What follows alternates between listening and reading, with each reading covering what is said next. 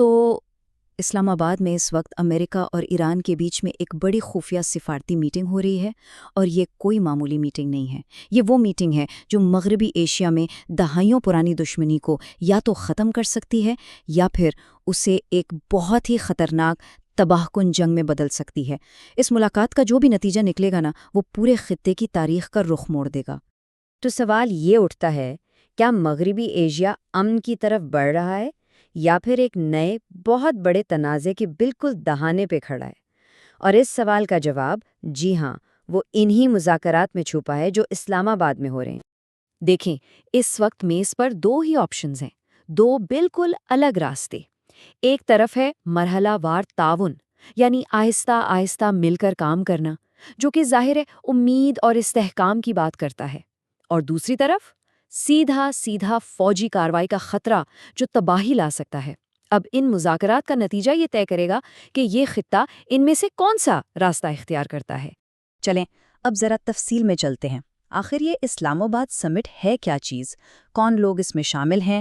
یعنی کون ہیں اصل کھلاڑی اور ان کا مقصد کیا ہے؟ اچھا، تو یہ ہیں کچھ بنیادی باتیں۔ فریقین ہیں ظاہر ہے امریکہ اور ایران، وہ دو ملک جن کے تعلقات کا تو سب کو پتہ ہی ہے دہائیوں سے خراب ہے۔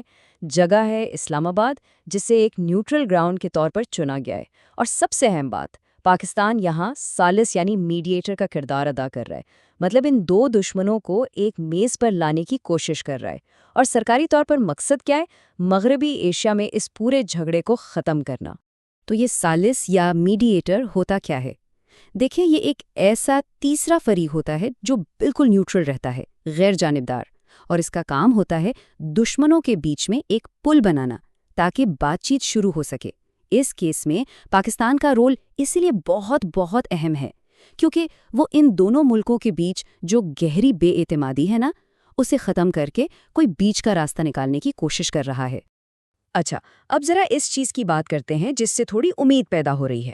خبریں یہ ہیں کہ امریکی سائٹ کچھ ایسی ٹھوس تجاویز پر غور کر رہی ہے جو شاید اس لمبے جمود کو توڑ دیں اور تعلقات میں ایک بالکل نیا باب شروع کر دیں۔ دیکھیں، یہ کوئی جادو کی چھڑی نہیں ہے کہ گھمائی اور سب ٹھیک ہو گیا، نہیں، یہ ایک سوچا سمجھا 2 سٹیپ پلان ہے۔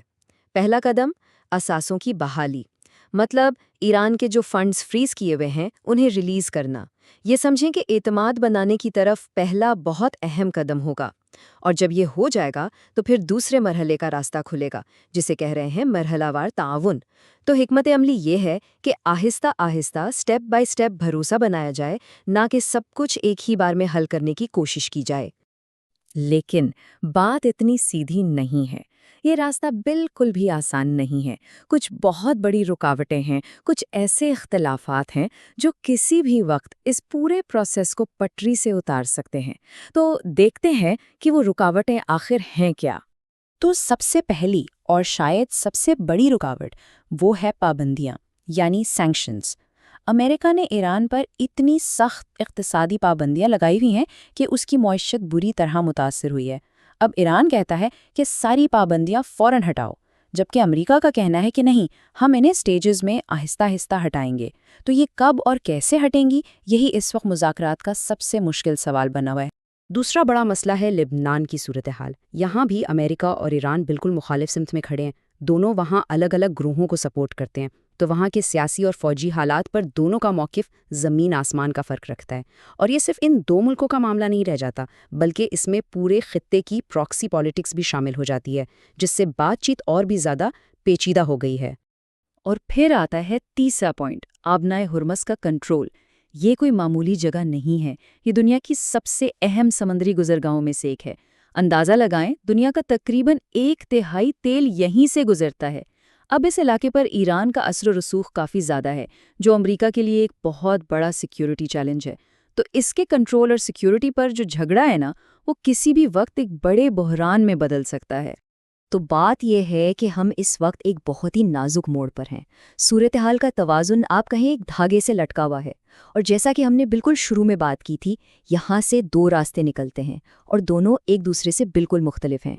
اور اس صورتحال کی سنگینی کا اندازہ اس ایک بات سے لگا لیں، ایک واضح وارننگ دی گئی ہے کہ اگر یہ مذاکرات فیل ہوئے تو فوجی کارروائی ہو سکتی ہے۔ اور یہ کوئی کھوکھلی دھمکی نہیں سمجھی جا رہی، یہ ایک بہت ہی سنگین یاد دہانی ہے کہ اگر بات نہ بنی تو نتائج کتنے زیادہ تباہ کن ہو سکتے ہیں۔ تو آخر میں سوال پھر وہیں آ جاتا ہے، کون سا راستہ چنا جائے گا، امن کا یا پھر جنگ کا؟ اسلام آباد میں ہونے والے ان مذاکرات کا جو بھی فیصلہ ہوگا نا، وہ صرف امریکہ اور ایران کے تعلقات کو ہی نہیں بدلے گا، بلکہ یہ پورے مغربی ایشیا کے مستقبل کی شکل طے کرے گا، اور اس وقت پوری دنیا کی نظریں اسی فیصلے پر ٹکی ہوئی ہیں۔